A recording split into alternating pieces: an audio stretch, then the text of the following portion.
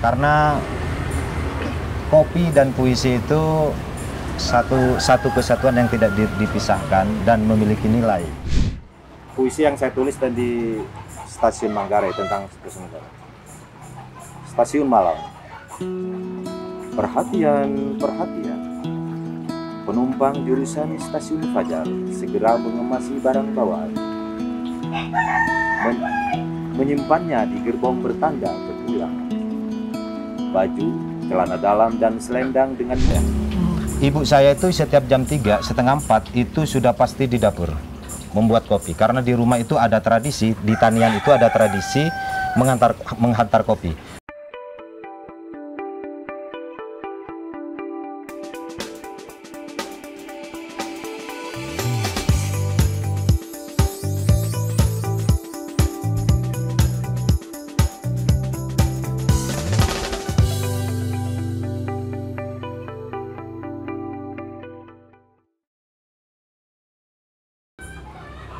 Halo Sobat Baca, kembali lagi bersama saya Jajang Yanwar Habib dalam program Safari Sastra kuatbaca.com.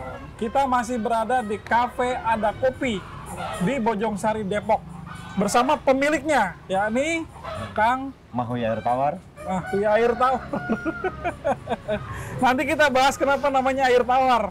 Nah, Kang Mahui ini sangat terkenal karena seorang putra Sumeneb pesisir yang kemudian menjadi sastrawan. Beliau banyak dikenal di internet sebagai pria bersarung. Nah, Mbak Nisa mungkin yang jelasin Pak, Kang Mahui ini seperti apa? Ya halo Sobat Baca, saya Nisa Rengganis, jangan bosen-bosen ketemu saya lagi. Kalau sama Cak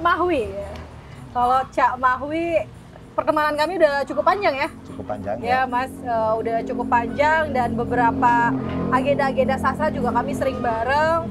Senang sekali sampai hari ini, dan ini buku puisi terbarunya dari ruang belakang Pracik Kopi.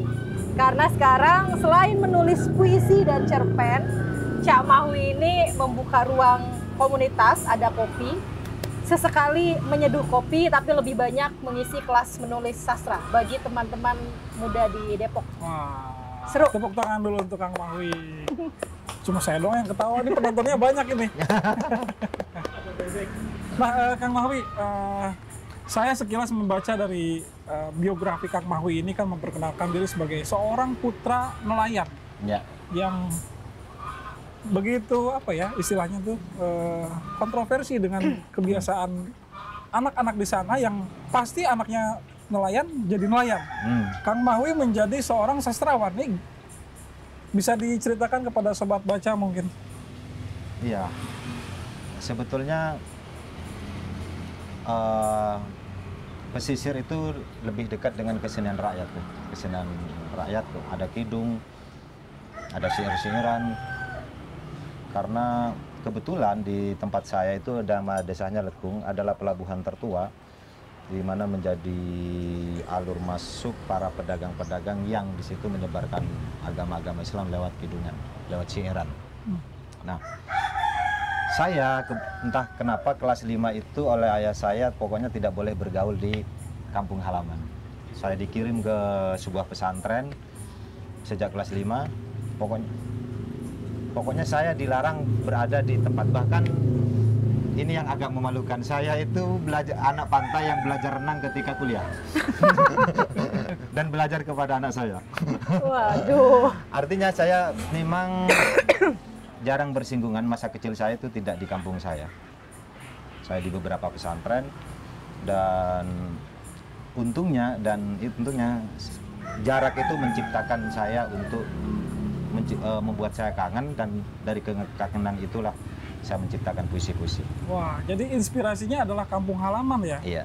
Sama tadi yang duduk di sini adalah Kang Mustafa Ismail ya. Beliau juga ideation dari kekaryaannya itu berasal dari kampung halaman, seorang putra Aceh. Nah, kemiripan ini itulah mungkin yang membuat Kang Mahui sama Kang Mus di sini Depok gitu. Oh, iya bisa.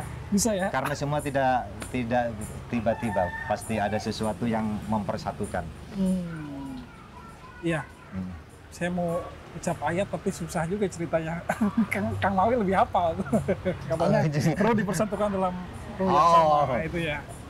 Iya, jadi karena kebetulan kita punya kesenangan, punya hobi yang sama, di profesi yang sama, dan punya latar belakang yang sama-sama dari pesisir, kesamaan budaya, kesamaan profesi sebagai penulis, dan juga kesamaan bagaimana kita bergerak untuk orang lain, berbuat untuk orang lain. Itu yang menyatukan kami lebih intim. Nah, Kang Mahwi ada berapa karya sepanjang hayat sampai saat ini? Karya yang sudah ditelurkan? Kalau kumpulan cerpen saya ada Blatter 2010, kemudian ada Karapan Laut, kemudian puisi ada Tanian, ada puisi perjalanan dan perjumpaan saya dengan tokoh-tokoh, perjumpaan, pengembaraan dan puisi. Ada sekitar 5 buku. 5 buku ya. Dan Tahian itu begitu menggugah karena banyak syair-syair di situ. Tadi sekilas saya baca. Iya. Nah, tapi yang menarik adalah buku yang tadi Mbak Nisa perkenalkan tentang buku dari Ruang Belakang Peraci Kopi. Ini mengapa Kang Mahwi menciptakan buku ini yang bukunya tipis tapi jumlah halamannya berapa? Tadi banyak juga ya. 60-an. Artinya puisinya yang pendek-pendek. Puisinya yang pendek-pendek. Biasanya yang pendek-pendek lebih berisi biasanya. Gitu ya. Seperti padi ya. Seperti kopi tidak cukup perlu satu sloki, tapi mantap, strong gitu. Strong. Nah, bagaimana tentang buku ini? Buku ini sebetulnya kenapa saya harus menulis tentang kopi? Dan pengetahuan saya tentang literatur tentang kopi di kita ini jarang sekali, ada tapi jarang. Nah, inilah yang menyebabkan saya harus menulis tentang kopi. Nah, kenapa dalam bentuk puisi? Karena hampir rata-rata petani ketika mau bertanam, bercocok tanam, menanam kopi maupun memetik, memanen, itu senantiasa diawali dengan ritual-ritual yang di dalamnya, di doa itu adalah puisi-puisi. Puisi-puisi yang rima, yang metrum, yang sangat kuat sekali. Nah, itulah yang melatari saya harus menulis tentang kopi tapi lewat puisi. Apa yang menjadi tadi inspirasinya seperti itu? Tapi begitu menuliskannya itu berapa lama? Sekitar 3 tahun ya, awal pandemi saya menggarap itu. Tapi tema-temanya saya tentang kopi saya cari jauh sebelumnya. Karena saya ketika kuliah di Jogja, semester awal saya sudah buka kopi. Kemudian literatur tentang kopi saya baca baik lewat wawancara maupun literatur tentang kopi. Nah, pandemi memberi saya kesempatan untuk lebih mendalami lagi tentang kopi itu. Tapi yang unik ini adalah ketika pengetahuan tentang kopi dituangkan dalam bentuk puisi. Iya. Bisa kebayang nggak nih, Mbak Nisa ini penikmat kopi ya? Sudah baca sepintas bukunya? Sebelum ke buku ini ya, aku mengenal Mahwi itu dulu bukunya cukup fenomenal, Karapan Laut, dan banyak didiskusikan di beberapa tongkrongan sastra, di beberapa tempat, karena ciri khas Maduranya nggak hilang, dan idiom-idiom lokal dalam cerpen-cerpen Karapan Laut ya, saya sebagai orang yang bukan Madura menambah hasanah baru gitu. Dan di Tanean juga ya, bagaimana judul-judul itu semua menggunakan istilah-istilah yang ada di Madura. Nah, ini sebenarnya satu eksperimen ya, saya katakan satu eksperimen karena puisi-puisinya hampir tidak memasukkan unsur Madura sama sekali. Dan ini seperti keluar dari Mahwi yang biasanya ya, karena Mahwi dikenal sebagai penulis yang banyak memasukkan unsur kampung halaman ya. Dan saya kira namanya eksperimen itu kan bisa berhasil, bisa tidak. Nah, ini belum bisa dikatakan penilaiannya hari ini karena buku ini baru saja terbit dan belum didiskusikan. Jadi sebenarnya saya berharap buku ini akan keliling karena di tengah maraknya kedai-kedai kopi yang tumbuh, para penikmat kopi juga harus tahu nilai-nilai filosofi dari secangkir kopi yang ia minum. Bagaimana di sana ada keringat para petani penanam kopi. Bagaimana lahan pertanian kopi di sini semakin tergeser oleh pembangunan-pembangunan. Dan bagaimana dari hulu ke hilir ya, kopi itu sama seperti nulis puisi. Jadi ada satu proses yang panjang sampai ia dihidangkan menjadi satu gelas kopi yang kita nikmatin. Itu dulu sih, aku komentar. Jadi gimana Kang Mawi ini? Kang Mawi ini kalau di luar kamera nih asik banget. Kalau di depan kamera ya, dia begini nih. Apa ini? Aku nanya dulu deh, kenapa Mahui memilih puisi untuk medium kopi? Udah jelas nih ada kopi, ya. Ruang yang dia buka untuk teman-teman komunitas sastra berkumpul, para penikmat kopi berkumpul, kan susah Mahui. Udah lebih konkret jualan di kopi misalnya. Iya. Kenapa kau memilih puisi dan dibukukan pula? Iya. Itu dulu tuh. Karena kopi dan puisi itu satu kesatuan yang tidak dipisahkan dan memiliki nilai. Di antara, misalkan ketika kita duduk satu meja, obrolan kita akan mencair. Maka kopi dan puisi itu yang akan memadatkan cairan-cairan itu. Dan sekarang kalau anak muda sih biasanya ada buku puisi, kopi, dan senja. Iya.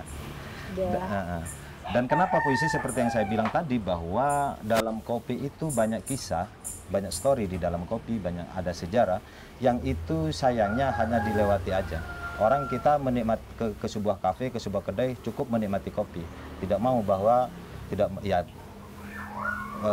bagaimana cerita di balik kopi, mungkin ada yang mau tahu atau tidak yang mau tahu. Nah, dengan terbitnya buku ini diharapkan kita kita mengetahui dan kita mempelajari bagaimana petani-petani kopi kita mengelola kopi, bagaimana nasib petani kita, tentang kopi yang kita nikmati di sebuah kafe.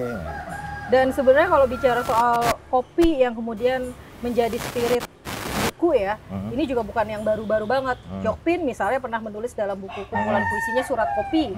Atau kalau di novel, di prosa itu ada Evi Sri Rezeki, Babat Parahyangan ya. Artinya ya tadi eksperimen ini menarik karena kopi sekarang lagi ngehits, katakanlah begitu ya. Dan ini menjadi satu tantangan baru sebenarnya bagi penulis untuk memasukkan kopi ke dalam ruang-ruang imajinasi, ruang-ruang medium sastra. Coba pinjam bukunya. Ya.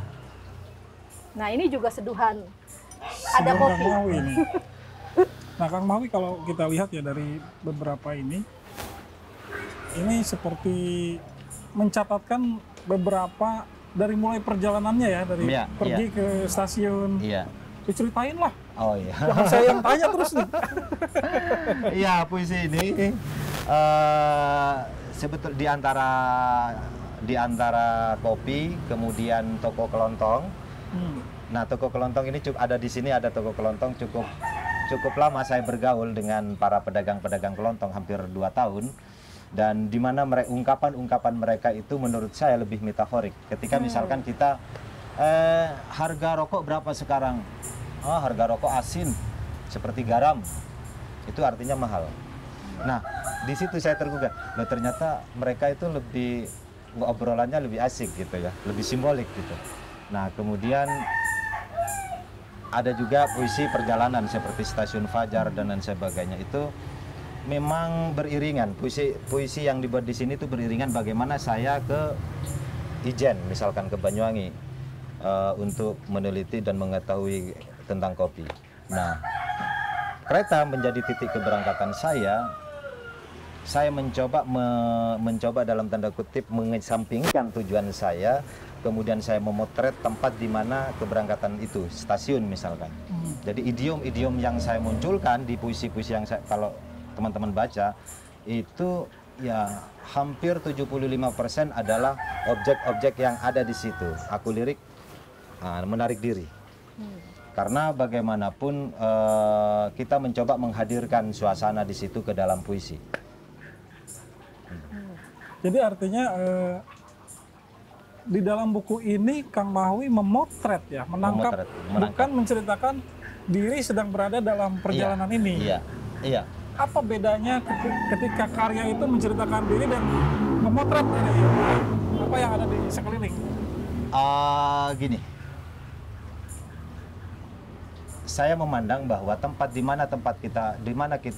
suatu tempat yang kita datangi atau kita tinggali itu mesti kita perlakukan, mesti kita pamiti, kemudian kita berlakulah dengan baik di situ.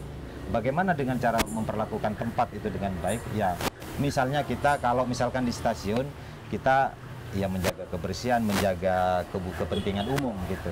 Nah, ini kan bagi saya ketika saya misalkan nulis stasiun malam misalkan, saya tidak ingin menceritakan saya ketika saya di Manggarai, tapi saya menceritakan bagaimana masinis jam 11 masih di sini. Sementara penumpang ini masih di sini, itu yang saya potret gitu loh. Kalau saya mungkin kepentingan pribadi saya ya tinggal pulang aja, tetapi bagaimana kepentingan mereka.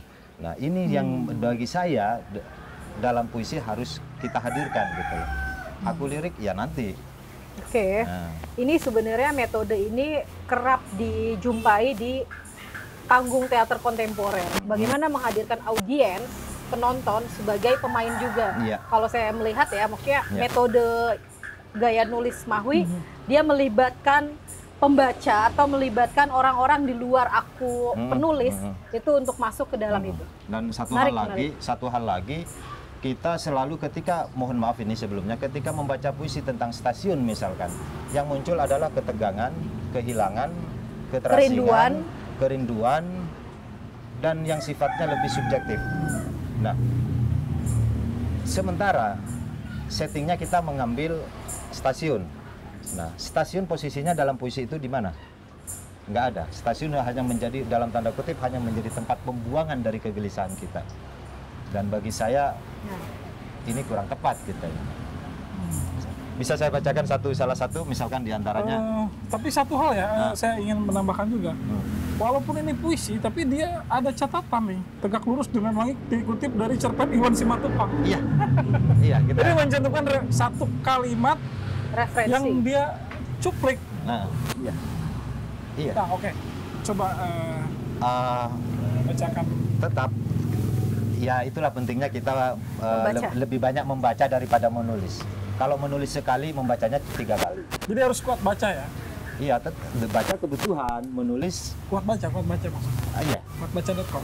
Oh iya, harus kuat Bang, membaca itu harus kuat. Membaca itu harus kuat sehingga kita tidak terjebak dengan klaim kemudian dengan huru-hara di luar. Okay. Siapa yang kuat membaca itu pasti punya pendirian, prinsip. Itulah kuat baca.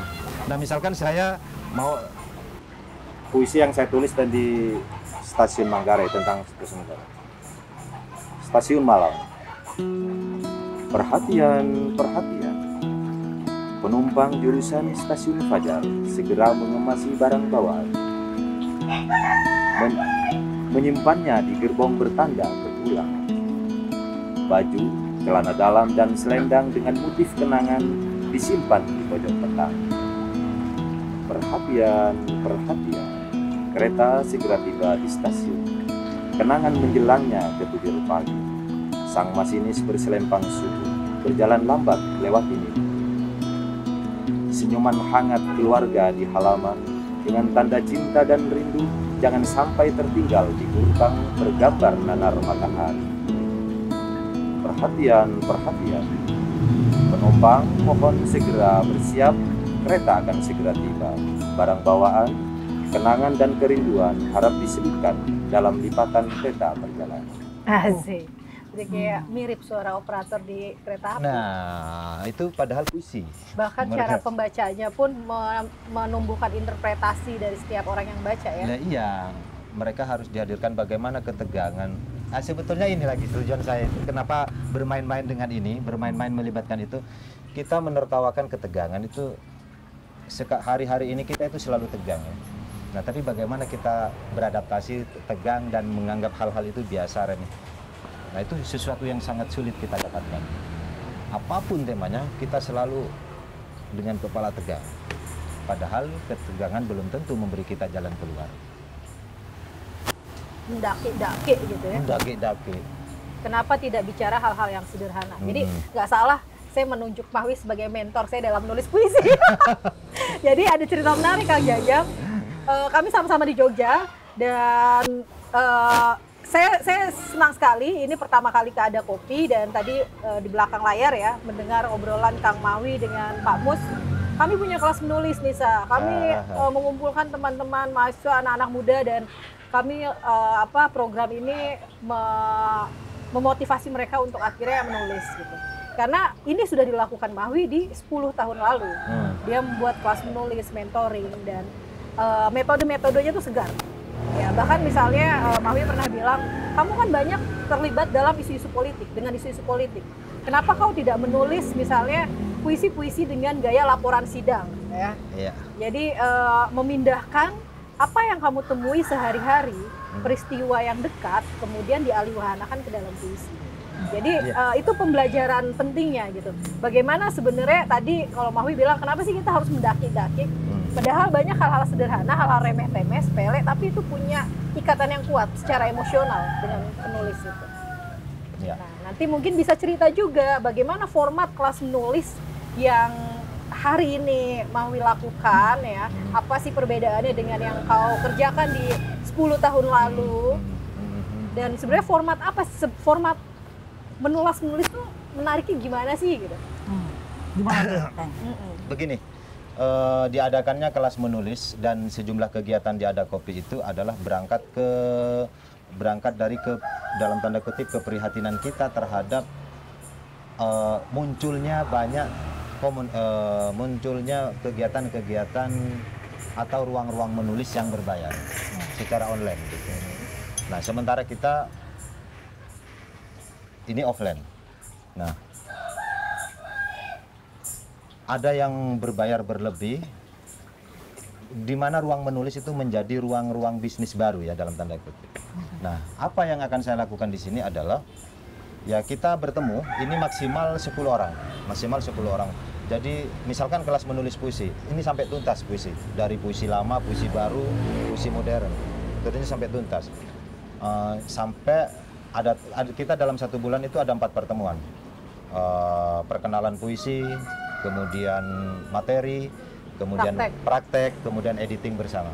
Nah, output dari itu adalah kita mengirimkannya ke media atau menerbitkannya, tergantung kita membuat kesepakatan dengan teman peserta menulis mau diapakan nanti setelah ini. Tapi kalau saran kami menyediakan untuk diterbitkan di beberapa media dan diterbitkan dalam bentuk buku sebagai dokumentasi.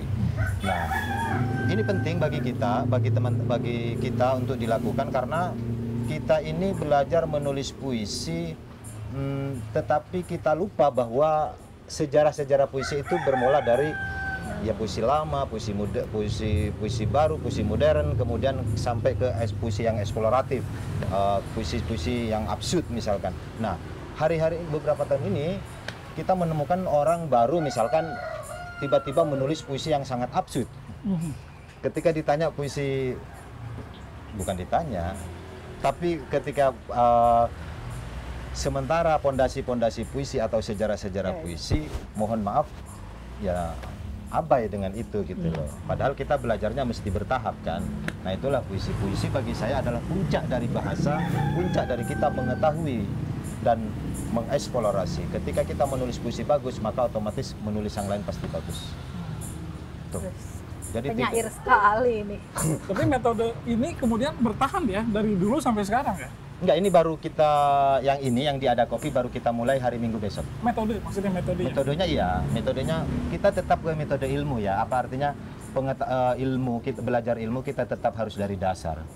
Tetap kita harus mulai dari dasar agar kita itu nggak loncat-loncat. Tidak loncat-loncat, pikiran kita itu agak terunduk. Tadi Mbak Nisa di perjalanan kita kemari cerita, saya dulu di Jogja belajar sama Kang Mahwi. Terus dari mulai metafor segala macam sampai detail itu ya. Iya. Ya.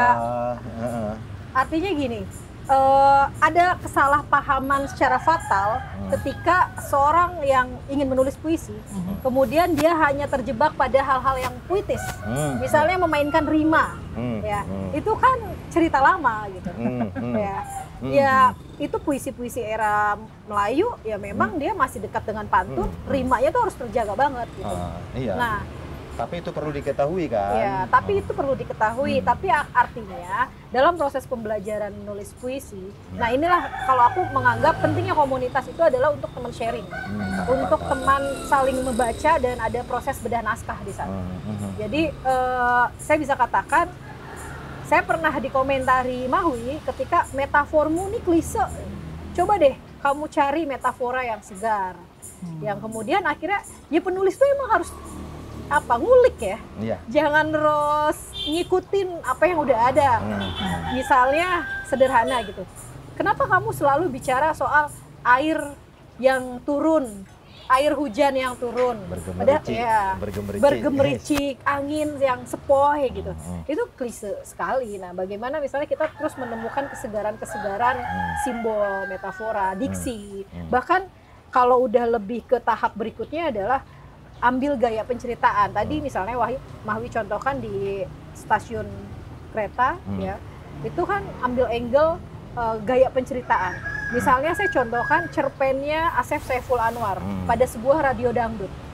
Yang bicara tema dangdut itu udah banyak. Tapi menariknya Asef menghadirkan hal lain, hal baru, hal segar karena dia kemudian menggunakan gaya penceritaan penyiar radio dangdut untuk memulai sebuah cerita pendek ya. Nah itu kan ngulik ya.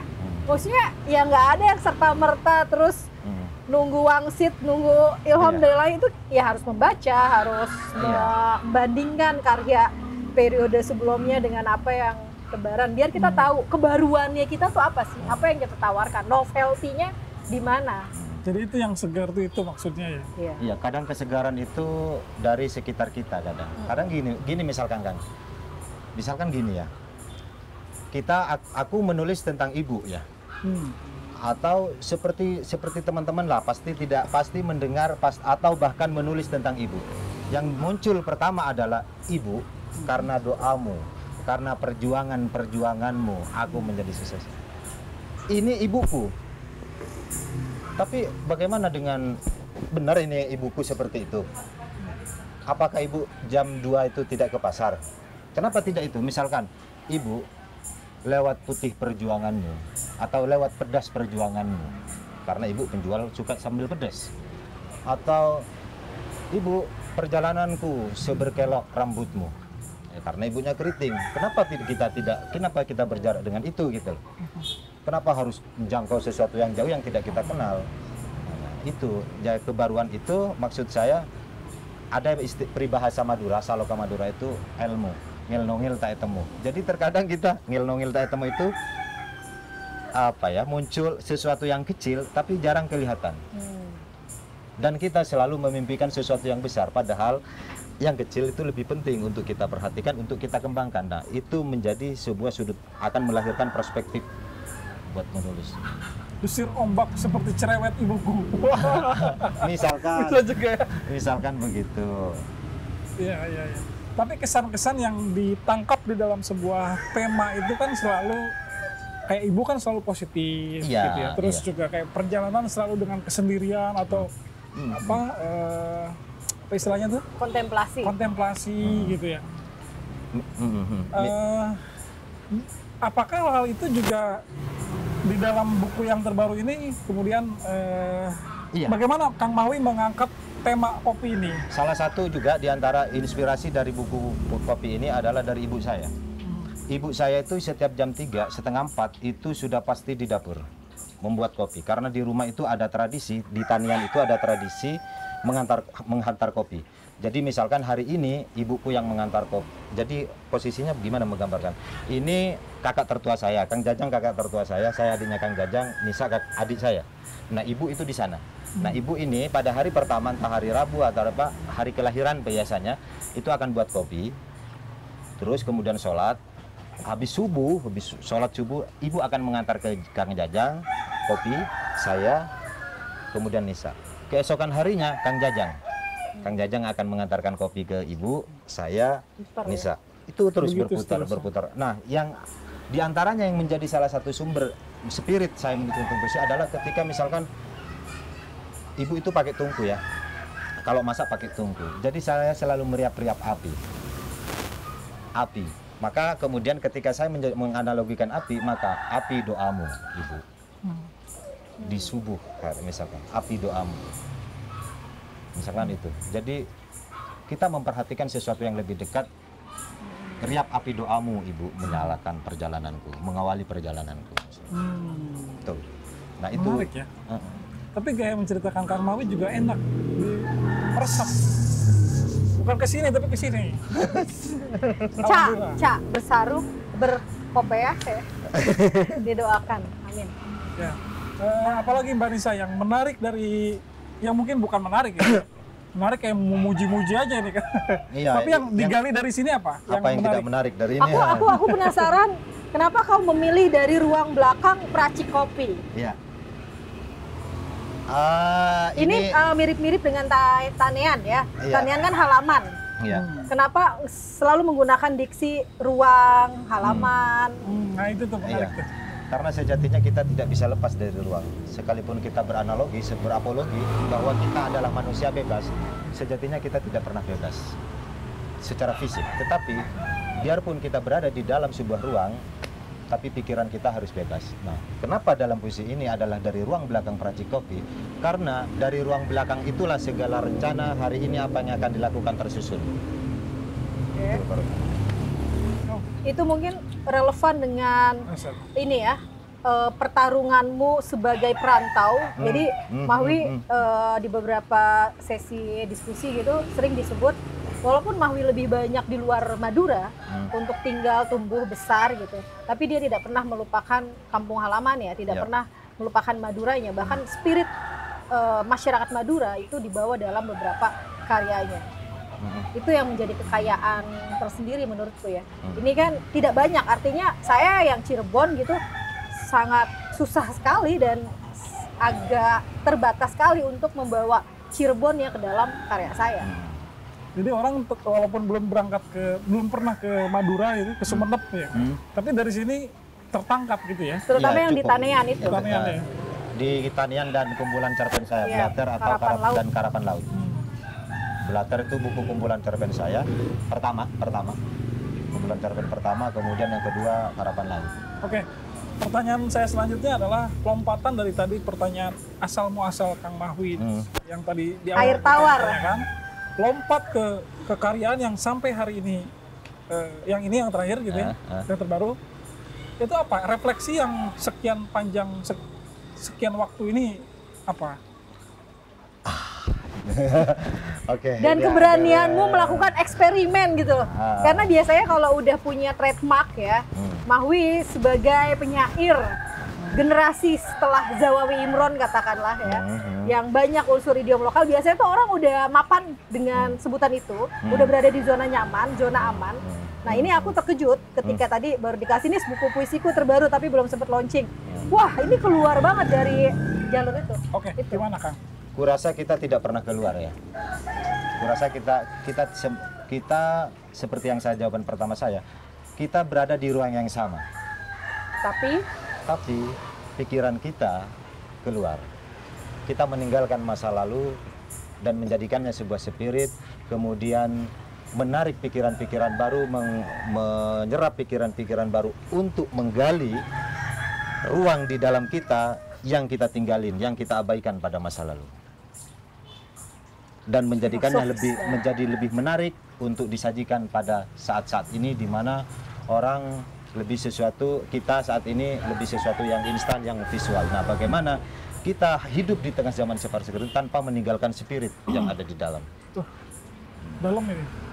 Karena inilah yang barangkali katakanlah negara Jepang katanya yang super modern, tapi dia tetap dengan akar budayanya. Nah, sementara Indonesia yang hari ini kebanyakan seperti gegap gempita dengan dunia yang antah berantah, nilai-nilainya masuk dalam sedik-sedik kehidupan sehari-hari ini.